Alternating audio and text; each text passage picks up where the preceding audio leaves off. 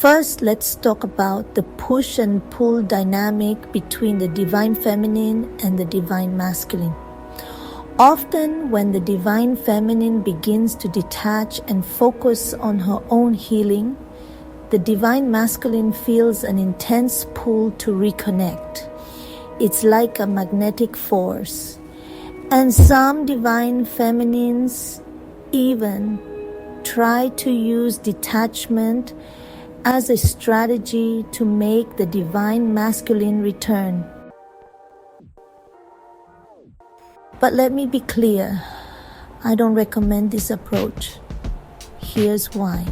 If the divine feminine truly heals herself, not pretending to detach but genuinely letting go of the need for the divine masculine, the dynamic shifts entirely. At this point, the divine masculine has no choice but to face their own spiritual awakening. This often leads to what's called a dark night of the soul, a period of intense self-reflection and transformation, and that's a crucial part of their journey. From a Buddhist perspective, there's an important distinction to keep in mind. We don't believe in a God who creates everything, nor do we believe in the concept of an eternal soul. Instead, we see consciousness as energy, ever-changing, impermanent, and impossible to replicate. This is why I don't believe that twin flames are the same soul. In my view, twin flames are deeply connected through karmic ties, vows and curses created in past lives. These vows and curses are energetic frequencies similar to sound in a tunnel. The energy we send out eventually comes back to us, often as synchronicities, urging us to resolve them. For example, if two people vow to love each other forever and one breaks that vow, the other might respond by vowing revenge in a future life.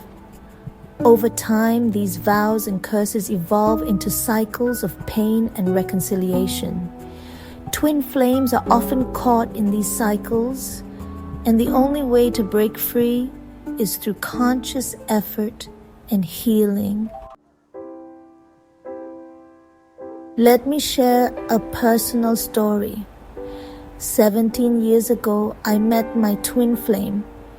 He was a colleague and tried to make me jealous by introducing me to his girlfriend, expecting me to chase him. But being 10 years older and from a completely different cultural background, I didn't see him as a potential partner. I let him go without hesitation. I even married someone else and moved to another country without informing him. You might wonder why this was so easy for me. The answer lies in healing. Healing is unique to every individual. I believe I had already resolved much of my karmic energy in past lives, which made walking away in this life feel natural. Even now, I occasionally see his name or sense his emotions. But these signs no longer hold any power over me. I don't feel the need to meet him again in this lifetime. Here's the most important thing. Unconditional love isn't exclusive to twin flames, it's universal. But let's clarify what unconditional love really means. It's not about tolerating betrayal or endlessly forgiving someone who hurts you. True unconditional love is wishing for someone's happiness and fulfillment, whether they're with you or not.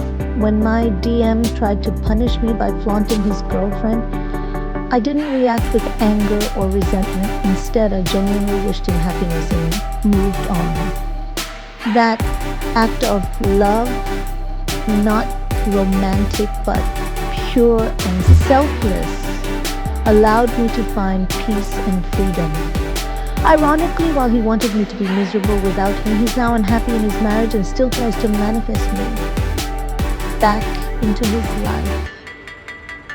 But that's no longer my concern. I've released those past life vows and forgiven the curses telepathically. I've broken free from the twin flame cycle. So, if you're on a twin flame journey, I encourage you to focus on your own healing. Let go of strategies, manipulation, or trying to control the outcome.